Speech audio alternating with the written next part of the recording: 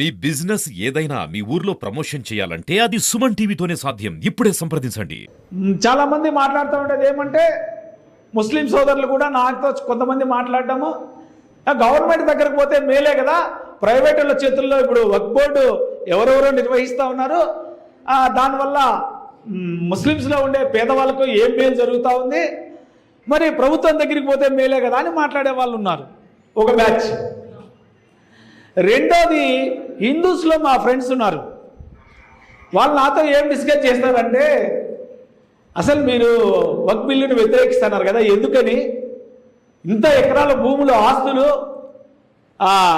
అవి వాళ్ళకంతా ముస్లిం కమ్యూనిటీకి ఇచ్చేసినారు, అవంతా ప్రభుత్వం తీసుకోవాలి కదా, వాళ్ళకు మాత్రమే ఎందుకు అంత ఆస్తులు అని మాట్లాడేవాళ్ళు. దాన్ని మీరు ఎందుకు వ్యతిరేకిస్తారు? ఈ రెండు రకాల బ్యాచ్లు ఉంది. అంటే ముస్లిమ్స్లోనే దీన్ని సమర్థించే వాళ్ళు ఉన్నారు. నేను ఒకటి చెప్పగలుగుతున్నాను మిత్రులారా, ధార్మిక సంస్థలు అనేటివి ఓన్లీ ముస్లిమ్స్కి మాత్రమే లేవు. ధార్మిక సంస్థలు అనేటివి ఇస్లాంలో ఎట్లా ఉన్నాయో హిందూస్లో అట్లే ఉన్నాయి, క్రిస్టియానిటీలో అట్లే ఉన్నాయి, బౌద్ధులకు కూడా అట్లే ఉన్నాయి. అన్ని కమ్యూనిటీస్ కూడా ఈడ ప్రాపర్టీస్ ఉన్నాయి. ఈ ప్రాపర్టీస్ ఎట్లా వచ్చినాయి అన్నప్పుడు ఇవన్నీ కూడా ఆయా మతాలకు సంబంధించినటువంటి వ్యక్తులు, విశ్వాసులు, లేదంటే రాచరిక వ్యవస్థల్లోకి వెళ్ళినప్పుడు ఆ రాజులు వాటిని ఆ ఆలయాలు లేదంటే మసీదులు, ఆ బౌద్ధ విహారాలు, వాటి నిర్వహణ కోసం ఇచ్చినటువంటి భూములే ఇవన్నీ కూడా. అట్లాంటప్పుడు భూములు హిందూస్కి కూడా ఇచ్చారుగా, క్రిస్టియన్స్కి కూడా ఇచ్చారుగా, బౌద్ధులకు కూడా ఉన్నాయి కదా భూములు. అట్లనే కదా ఇస్లాంలో ఉన్నటువంటి ధార్మిక సంస్థలకు కూడా భూములు ఉన్నాయి. మరి ఈ భూములు మాత్రమే ఎందుకు ఎత్తి చూపిస్తున్నారు? విలువైన భూములు ఇవన్నీ నిరుపయోగంగా ఉన్నాయి, ఇవన్నీ కూడా మైనార్టీస్ సద్వినియోగం చేసుకోవడం లేదు అంటే, ఇవి మైనార్టీస్ సద్వినియోగం చేసుకోలేదు కాబట్టి ఈ ధార్మిక వ్యవహారంలోకి హిందూస్ను కూడా తీసుకొని వచ్చి కలిపి, ఇప్పుడు కొత్త చట్టంలో వక్ఫ్ బోర్డులో ఇప్పటి వరకు ముస్లిమ్స్ మాత్రమే ఉంటారు, అవునా? ఇప్పుడు వచ్చే కొత్త చట్టం ప్రకారము వక్ఫ్ బోర్డులో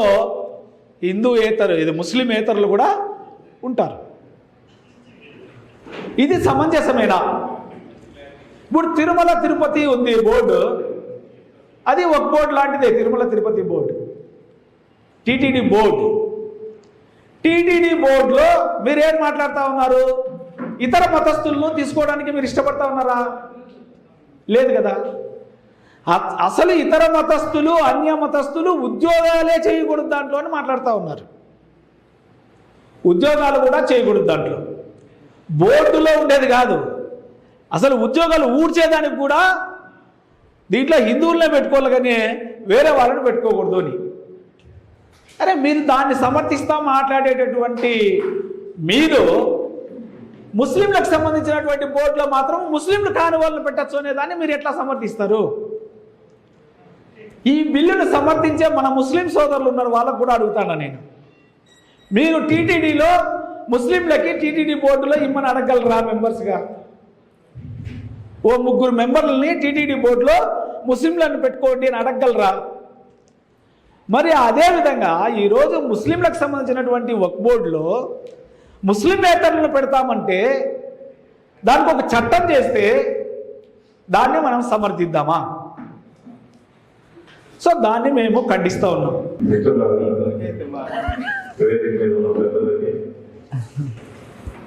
ఈ సమావేశానికి హాజరైనటువంటి మిత్రులకి అందరికీ కూడా సిపిఎం తరఫున చేస్తున్నాము.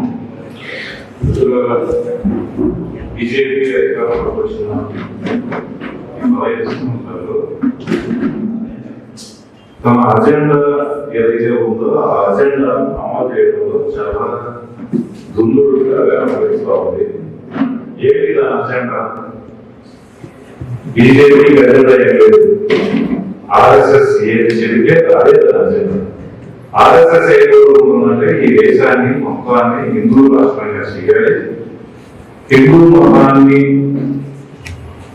హిందూ మతం అనే పేరు హిందువులు చాలా ధర్మం అనేసుకున్న పేరు ఎక్కడో హిందూ మతం చూపించండి అని చెప్పి అడిగిన నేపథ్యంలో ఇప్పుడు సనాతన ధర్మం అని చెప్పి మాట్లాడుతున్నారు. ఈ సనాతన ధర్మాన్ని పాటించే వాళ్ళే ఈ దేశంలో ఉండాలి, లేకపోతే అందరూ విదేశీయులుగా పర్యటించాలి అనేటటువంటి విధానాన్ని ఆర్ఎస్ఎస్ ముందుకు తెచ్చింది. ఆ ఆర్ఎస్ఎస్ సిద్ధాంతాన్ని బీజేపీ అమలు చేయడానికి శారీరకంగా కృషి చేస్తోంది. ప్రతి చిన్న అవకాశాన్ని వినియోగించుకొని ఈ దేశంలో ఆర్ఎస్ఎస్ అజెండాను అమలు చేయడానికి ప్రయత్నం చేస్తా ఉంది. అందులో భాగంగా మనం పరిశీలన చేస్తే వెనుకబడినటువంటి ప్రాంతాలకి, వెనుకబడినటువంటి తరగతులకి ఇచ్చేటటువంటి ప్రత్యేక హోదా ఉన్నటువంటి 370 ఆర్టికల్ చేసింది. అది చేయడం ద్వారా కేవలం జమ్మూ కాశ్మీర్ మాత్రమే ప్రత్యేక హోదా ప్రతి పోవాలని చెప్పి అందులో చట్ట సవరణ బిల్లు ఈ మధ్యనే పార్లమెంట్ లో రాజ్యసభలో ఆమోదం పొంది పాస్ అయింది. ఈ చట్ట సవరణ బిల్లు దాదాపు 100 సంవత్సరాల నుంచి 4 పర్యాయాలు సవరణ చేయబడింది. స్వతంత్రం రాకముందు 2 సార్లు, స్వతంత్రం వచ్చిన తర్వాత 3 సార్లు, దాదాపు 5 సార్లు సవరణ చేయబడింది. 6 సవరణలో వక్ఫ్ ఏ విధంగా అయితే ఆ ప్రాపర్టీ వ్యక్తిగా ఉంటుందో, ప్రజలకు మేలు చేస్తుందో, మైనారిటీల స్వయం కృషిని పెంపొందిస్తుందో, ఆ దాని కోసమే వక్ఫ్ భూముల అభివృద్ధి కోసమే సవరణ చేయబడింది. తొలిసారి ఇప్పుడు 2024 ఆగస్టులో ప్రవేశపెట్టిన బీజేపీ వాళ్ళ చట్ట సవరణ బిల్లు తొలిసారిగా ముస్లింల దీన్ని దెబ్బతీయడానికి, ముస్లింల ఐక్యత మీద కానీ, ముస్లింల ఆర్థిక స్థోమత మీద కానీ, ముస్లింల ఆత్మీయత దెబ్బకొట్టడానికి బీజేపీ తొలిసారిగా వక్ఫ్ చట్ట సవరణ వెనుదిరిగి ఏ విధంగా ఈ బిల్లును పాస్ చేయడం జరిగింది. చాలా మంది ఎక్కువ నేనైతే వ్యక్తిగతంగా ప్రజాస్వామిక వాడేది. దేశ మార్పులు సుఖాకారమైనటువంటి కోరుకునే మనస్తత్వం వ్యక్తిది.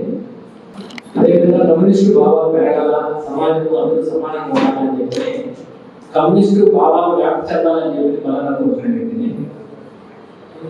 అయితే ఈరోజు దేశంలో ఏం జరుగుతుంది అనే విషయాల్ని అందరూ కూడా గమనిస్తా ఉన్నారు. ఈరోజు వక్ఫ్ సవరణ బిల్లుకు సంబంధించే కాకుండా చాలా విషయాలు చర్చించుకోవాలి. ఇది ఒక దేశంలో జరుగుతున్న అనేక మార్పులు ఒక పార్ట్ అంటే.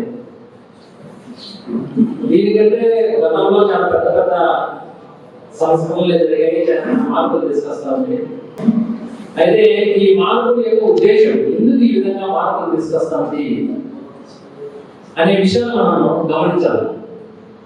ఒక మనిషి ఒక మాట మాట్లాడుతున్నాడంటే ఆ మాట వెనుకున్న ఉద్దేశం, ఒక సంస్కరణ తీసుకొస్తున్నారంటే సంస్కరణ వెనుకున్న ఉద్దేశం, ఏ ఉద్దేశంతో ఇవన్నీ తీసుకొస్తున్నారు అనే విషయాన్ని మనం అందరం కూడా గ్రహించాల్సిన అవసరం ఎంతైనా ఉంది.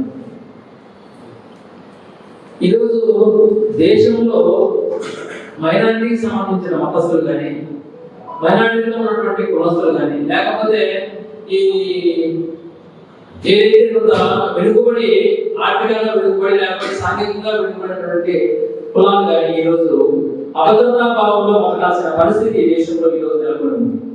ఈ విషయాల్ని మనం అందరం గుర్తించుకోవాల్సిన అవసరం ఉంది.